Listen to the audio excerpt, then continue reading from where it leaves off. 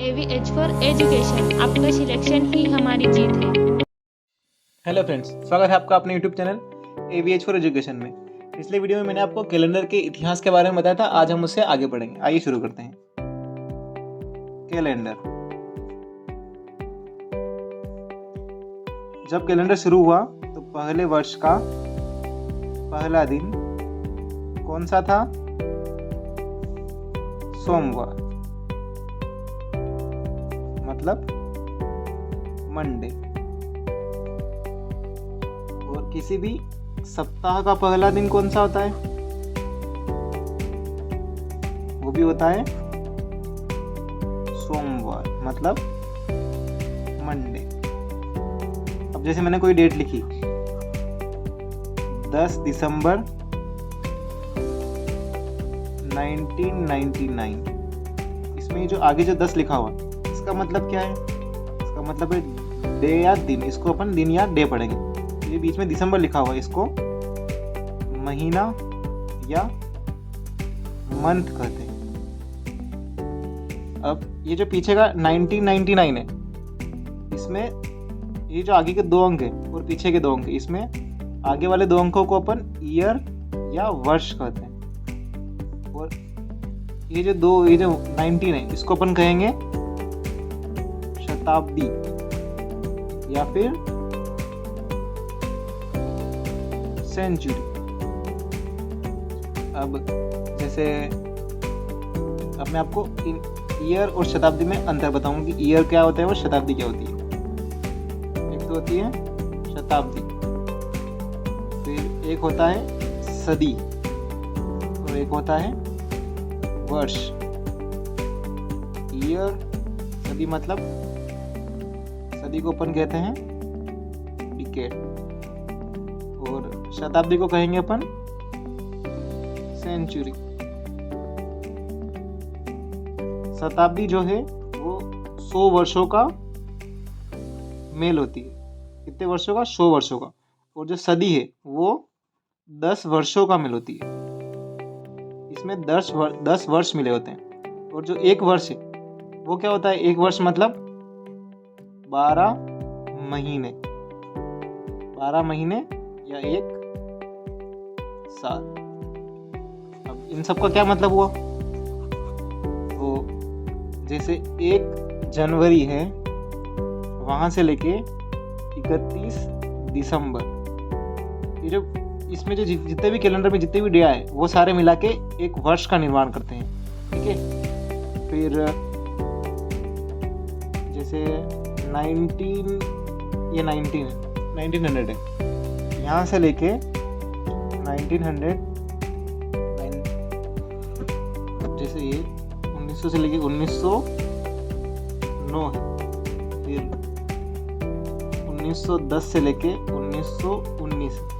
फिर मान लो 2000 ले लो, 2000 से लेके 2009, फिर 2010 से लेके 2019, ये सारे सदी कहलाएंगे। सदी, सदी, ये भी एक सदी। ये कौन सी सदी है? 0 से लेके 9, मतलब ये है पहली सदी। ये कौन सी सदी है? ये 10 से लेके 19 है, मतलब ये पहली होगी। ये कौन सी होगी? दूसरी सदी। फिर ये कौन सी सदी है? ये पहली, ये दूसरी सदी। जैसे मान लो मैंने लिख लिया 1989 से लेके 1980 से लेके 1989, ये कौन सी सदी है? तो ये है 9वीं सदी। कैसे? 80 से पहले जो है वो तो 80 में आ जाएगी, और 80 से ऊपर की है वो सारी सदी आ जाएगी 9वीं सदी में। ठीक है। अब शताब्दी। शताब्दी में क्या है? 1900 से लेके 1999, ये जो है ये एक शताब्दी, पूरी शताब्दी है। कौन सी शताब्दी है? तो 19वीं शताब्दी। फिर मान लो इसी से आगे ले लेते हैं, 2000 से लेके 2099 तक ये एक शताब्दी हो गई। फिर 2000 मतलब 2100 से लेके 2199, फिर 2200 से लेके 2299, ये भी अलग, ये भी पूरी एक शताब्दी हो गई। ये कौन सी शताब्दी है? ये हो गई, ये 2200 से ऊपर है तो ये 23वीं शताब्दी। ये कौन सी शताब्दी है? तो ये 22वीं शताब्दी और ये 21वीं। तो जैसे अभी अभी अभी क्या चल रहा है? 2022, ये 2000 से ऊपर आ रहा है, 2000 प्लस 22 है तो इसको अपन मतलब 20 से ऊपर है, ये आगे के 2 अंक, ये 20 से ऊपर है तो ये कौन सी सदी हो जाएगी? 21वीं सदी। समझ में आ रहा है ना? अब अगर आपको ये समझ में नहीं आ रहा हो 21वीं सदी कैसी हुई, ये कैसे हुई, तो अब मैं आपको एक तरीका और बताता हूँ। जैसे अभी आज तारीख क्या है? तो जैसे आज तारीख है अपनी 7 नवंबर 2022। ये क्या है दिन? ये महीना, 7वां दिन, महीना नवंबर 2022। 2022 को अपन पूरा कौन सा बोलते हैं? वर्ष। वर्ष कौन सा चल रहा है? 2022 चल रहा है, ठीक है। और ये जो 20 है, इस 20 का मतलब होता है शताब्दी। कौन सी शताब्दी चल रही है? तो ये जैसे 2000 से जो ऊपर आएंगे, ऊपर भले 22 हो, अगर 99 तक जो भी आएगा वो सारा 21वीं शताब्दी में गिना जाएगा। तो ये कौन सी शताब्दी है? 21वीं शताब्दी। और अगर अपन इस 2022 को शताब्दी और सदी इस रूप में बोले तो ये कौन सी शताब्दी और मतलब सदी है? तो ये 21वीं शताब्दी और 22 मतलब तीसरी सदी। समझ में आ रहा है ना? 0 से लेकर 9 तक पहली सदी, फिर 10 से लेकर 19 तक दूसरी सदी, अब ये 19 से आगे है तो ये तीसरी सदी हो जाएगी। अब फ्रेंड्स, ये जो शताब्दी और सदी है, शताब्दी और ये जो वर्ष है, ये भी 2 प्रकार के होते हैं। अब मैं आपको इनके बारे में बताऊंगा आगे। शताब्दी, ये शताब्दी भी 2 प्रकार की होती है। एक तो होती है साधारण शताब्दी और एक होती है लीप शताब्दी। अब ये जो शताब्दी है, इसमें एक तो होता है साधारण शताब्दी और एक लीप शताब्दी। तो इन दोनों को निकालने के लिए अपन को शताब्दी में 400 का भाग लगाना पड़ता है। जैसे 1900 है, 1522 है, 1502 है, 1699 है, इन सब में 400 का भाग लगाएंगे अपन सब में। तो साधारण शताब्दी कौन कौन सी होती है और लीप शताब्दी कौन कौन सी होती है? तो अगर किसी भी शताब्दी में 400 का भाग लगाने पर अगर शेषफल बचे तो उसे साधारण शताब्दी कहते हैं। और जिसमें पूरा भाग चला जाए 400 का तो वो सारी लीप शताब्दी होती है। जैसे 1600, 2000, 400, इन सब में अगर अपन 400 का भाग लगाएंगे तो ये पूरा भाग जा रहा है। तो ये सारी हो गई लीप शताब्दी। और अगर जैसे मैं लिखूं 1800, इसमें अगर 400 का भाग लगाएंगे तो भाग जाएगा? नहीं जाएगा। अब फिर मैंने मान लिया जैसे 300 में 400 का भाग लगाएंगे जाएगा? नहीं जाएगा, नहीं जा रहा। तो ये सारी साधारण शताब्दी हो गई। इसमें 400 का भाग नहीं जाता, तो इसमें पूरा जाता है 400 का भाग। ठीक है फ्रेंड्स। अब ऐसे ही ये तो हुई शताब्दी। अब अपन वर्ष के बारे में पढ़े। वर्ष भी 2 प्रकार के होते हैं। एक तो होता है साधारण वर्ष और एक होता है लीप वर्ष। साधारण वर्ष और लीप वर्ष निकालने के लिए वर्ष में जैसे 1999 है तो इसके लास्ट के 2 डिजिट, इनमें 4 का भाग लगाना पड़ता है। तो अब अगर साधारण वर्ष में 4 का भाग लगाएं, शताब्दी में लगाएंगे 400 का और वर्ष में लगाएंगे अपन 4 का, जैसे मैंने लीप वर्ष और साधारण वर्ष है ना, तो साधारण वर्ष जैसे मैंने इसी में 99 में 4 का भाग लगाया, भाग जा रहा है क्या? 4 दूनी 8, 1 बचा 19, नहीं जा रहा। ये हो गया साधारण वर्ष। मतलब अगर भाग 4 का भाग नहीं जाएगा और इसमें पूरा जाएगा 4 का, ठीक है। तो जैसे 16 में 4 का भाग लगा तो पूरा चला गया, मतलब 16 जो है वो एक लीप वर्ष है। और साधारण वर्ष का उदाहरण बताऊँ मैं आपको, और तो जैसे 18 है,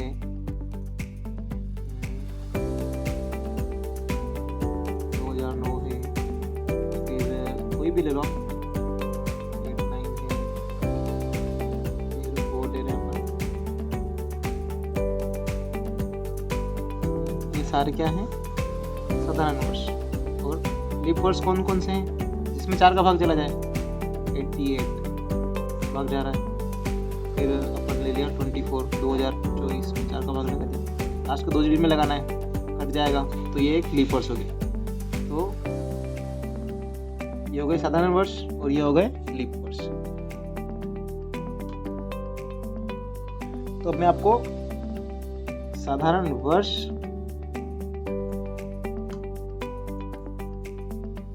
और लीप वर्ष, इसको अपन अधिवर्ष भी बोलते हैं, इनमें डिफरेंस बताऊंगा कि इसमें क्या अंतर है। तो जो साधारण वर्ष है उसमें क्या होता है? फरवरी जो है 28 की होती है, और लीप वर्ष में फरवरी कहाँ की होती है? 29 की। और कितने दिन होते हैं इसमें? वर्ष, पूरे वर्ष में दिन होते हैं 365 एक साधारण वर्ष में, और जो लीप वर्ष है उसमें दिन होते हैं 366। और जो है साधारण वर्ष में अगर अपन 4 का भाग लगाएंगे तो शेषफल बचेगा और भाग नहीं जाएगा। और अगर अपन 4 का भाग किसी लीप वर्ष में लगाएंगे तो उसमें क्या होगा? शेषफल नहीं बचेगा और भाग पूरा जाएगा। मैंने आपको ऊपर समझाया था, जैसे 2016 इसमें अगर अपन इसके अगर 16 में अगर अपन 4 का भाग लगाएं तो भाग जा रहा है पूरा, कोई शेषफल नहीं बच रहा। और इधर ले लिया अपन ने जैसे 18 में 4 का 2018 ले लिया, भाग लगाएंगे 18/4, तो इसमें शेषफल कितना बचेगा? 4 × 16, 2 तो बचेगा शेषफल और भाग नहीं जा रहा, ठीक है। और क्या खासियत है इसकी? तो जो एक साधारण वर्ष है उसमें 52 तो होते हैं सप्ताह और 1 दिन एक्स्ट्रा होता है। जो अधिवर्ष है उसके अंदर 52 सप्ताह और 2 दिन एक्स्ट्रा होता है। अब ये जो 1 दिन और 2 दिन है ये आपके आगे बहुत काम आएगा, मैं आपको आगे चल के बताऊंगा। अब अपन ये जो 29 की फरवरी है इसके बारे में एग्जाम में जिस टाइप के क्वेश्चन बनते हैं उन सबको देखने का प्रयास करेंगे। अब जैसे 100 सालों में 29 की फरवरी कितनी बार आती है? तो ये जैसे 100 साल लिखे अपन,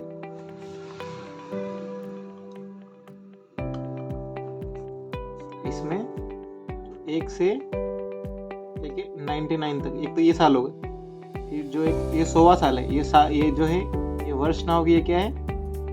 शताब्दी। तो इसको अपन अलग लिखेंगे। तो 1 से 99 तक जो इसमें अगर अपन 4 का भाग लगाएंगे तो कितनी बार जाएगा भाग? 24 बार।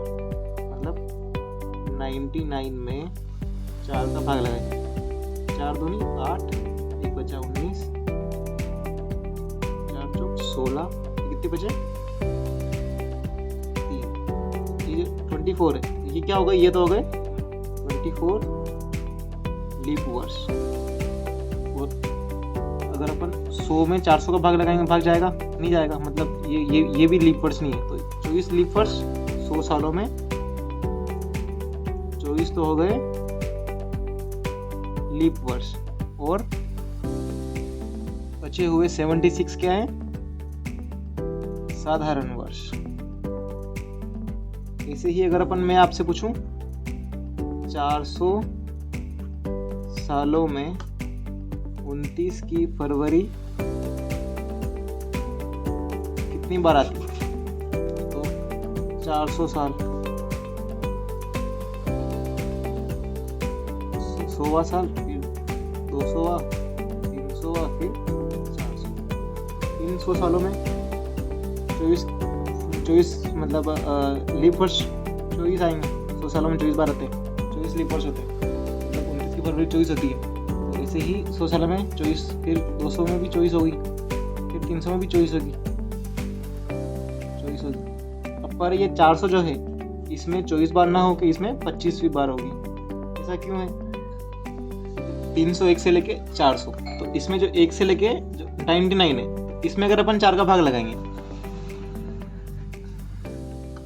तो भाग 24 पर जाएगा, और फिर ये जो 400 है, इस 400 में अगर अपन 400 का भाग लगाएंगे तो भाग पूरा पूरा जा रहा है, तो ये और एक और प्लस हो जाएगा, तो ये हो जाएंगे 25।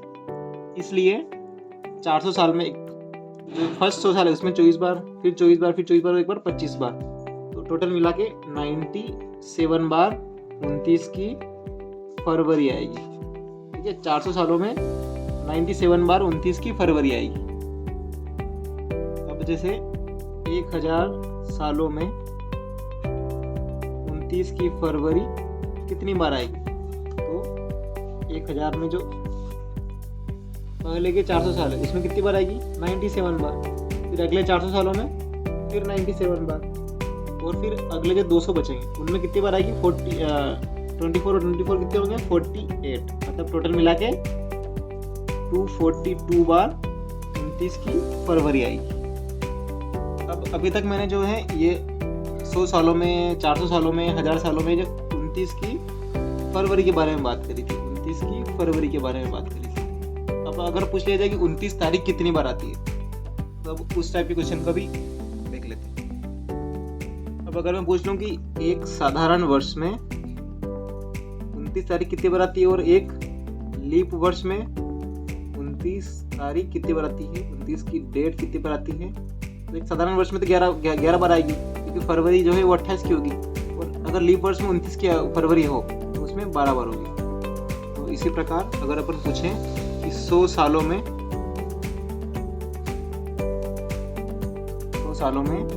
29 डेट या तारीख कितनी बार आएगी, तो 24 तो होंगे लीप वर्ष 100 सालों में, और जो है 76 हो जाएंगे साधारण वर्ष या फिर नेचुरल ईयर। अब जो लीप वर्ष है, लीप वर्ष में 12 बार आती है तारीख 29 की, तो इंटू 12 और इसमें इंटू 11, 24 में 12 का इंटू करेंगे अपन तो आएगा 288, और अगर अपन 11 में 76 का भाग लगाएंगे तो इसमें आएगा 836। इन दोनों को जोड़ेंगे तो टोटल मिला के 1124 बार 29 तारीख आएगी। ठीक है, 100 सालों में 29 की तारीख 1124 बार आएगी। अब अगर मैं पूछ लूँ कि 400 सालों में 29 तारीख कितनी बार आएगी, तो 400 सालों में क्या होगा? पहले 100 साल, फिर 200वां साल, फिर 300वां साल, फिर 400वां साल।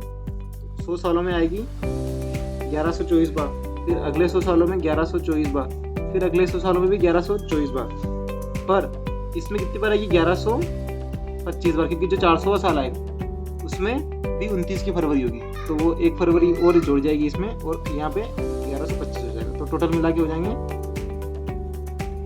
97 बार 29 की फरवरी आएगी। अब इनको मैं आपको शॉर्ट में बता देता हूँ।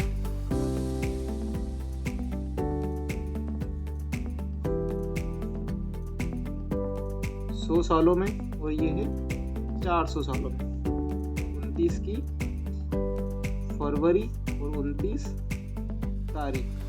100 सालों में 29 फरवरी कितनी बार आती है? तो 24 बार। और 400 सालों में 97 बार। 29 की तारीख कितनी बार आती है 100 सालों में? तो 1124 बार। और 400 सालों में आती है 4400, मतलब 4497 बार। फ्रेंड्स, ये वीडियो यहीं तक था। आज अपन ने दिन, महीने, वर्ष, शताब्दी, अधिवर्ष, सदी, इनके बारे में जाना। इससे आगे अपन अगले वीडियो में बताएंगे। आपसे केवल यही निवेदन कि इस वीडियो को अधिक से अधिक लाइक और चैनल को सब्सक्राइब जरूर करें।